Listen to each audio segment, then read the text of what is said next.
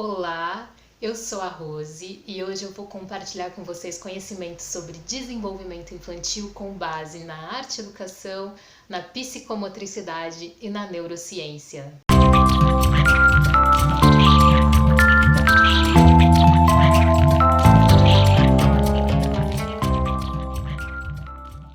Você sabe como as interações sociais podem ser determinantes para o desenvolvimento do seu filho ou da sua filha?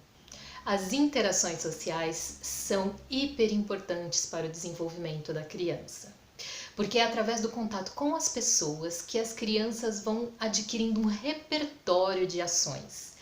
E o mais importante é que as crianças não aprendem pelo que elas ouvem você falar, mas sim pelo que elas veem você fazer. Neste vídeo eu vou te dar uma noção de como o processo das interações sociais podem alterar completamente o curso dos processos de aprendizagem da criança, tanto em termos educacionais quanto morais ou de valores. E também vou te dar algumas dicas sobre como você, adulto, pode gerir a sua interação social com as crianças e como você pode mediar a interação entre as crianças e as outras crianças. As interações sociais são a ferramenta mais genuína de aprendizagem que nós, seres humanos, temos. Desde que a gente nasce, a gente tem, através da interação social, um grande leque de possibilidades e oportunidades de aprendizagens. Então, é a partir desses contatos e da qualidade deles que a gente vai adquirindo a nossa capacidade de se entender como ser humano em um determinado espaço e tempo. As nossas interações sociais possuem dimensões afetivas, cognitivas, psíquicas e fisiológicas, e elas são moldadas por fatores históricos, culturais e sociais. Assim que a gente nasce, começa o nosso processo de interação social.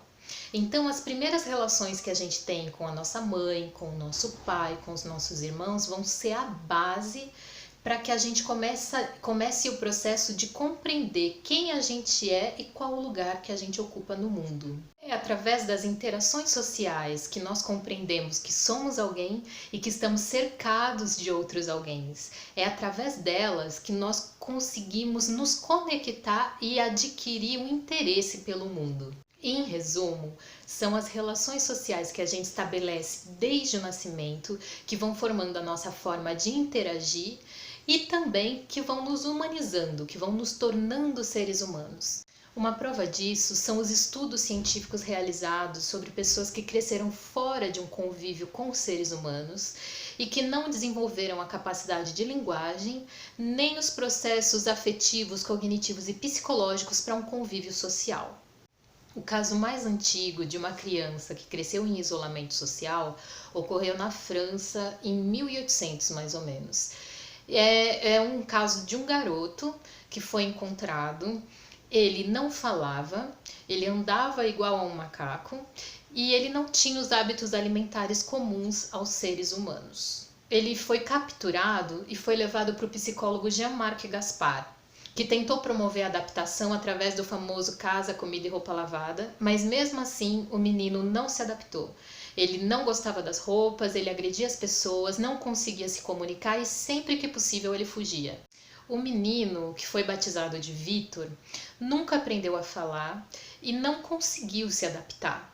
O Jean-Marc, com o tempo, foi ficando cansado e internou ele no manicômio, onde ele morreu por volta dos 40 anos de idade.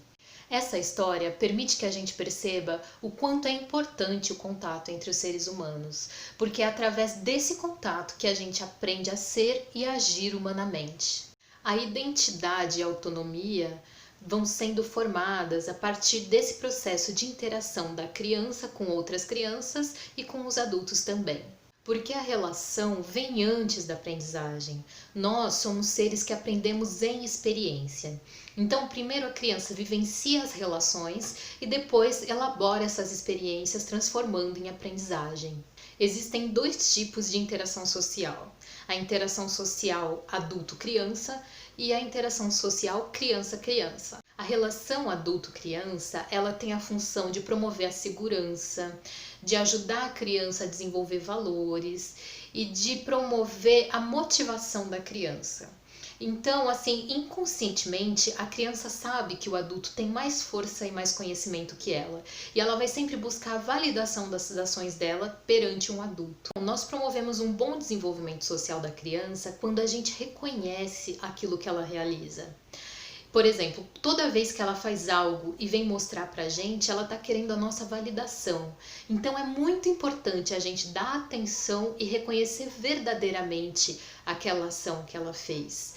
Porque é a partir disso que ela vai adquirindo força e motivação para fazer mais, para adquirir mais habilidades, para buscar mais conhecimento. Então, a nossa atenção e reconhecimento do que ela fez acaba por motivar ela a ir em busca de mais. Aí a gente chega num ponto crucial que é a coerência, né? A segunda dica é: a gente precisa ter coerência ao lidar com as crianças, principalmente do 0 aos 6 anos, né? Se você diz para a criança que ela não pode pedir as coisas gritando e pede algo a ela gritando, você está ensinando a ela que ela deve gritar.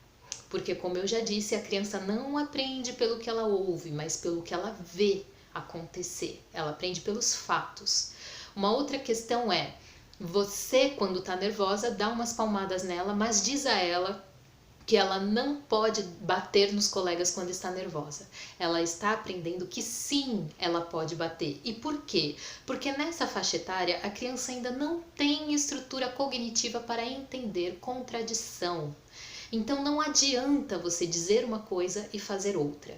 É necessário que você busque ter o máximo de coerência com aquilo que você quer promover de educação no seu filho ou na sua filha. Mas, Rose, eu não aguento, eu perco a cabeça.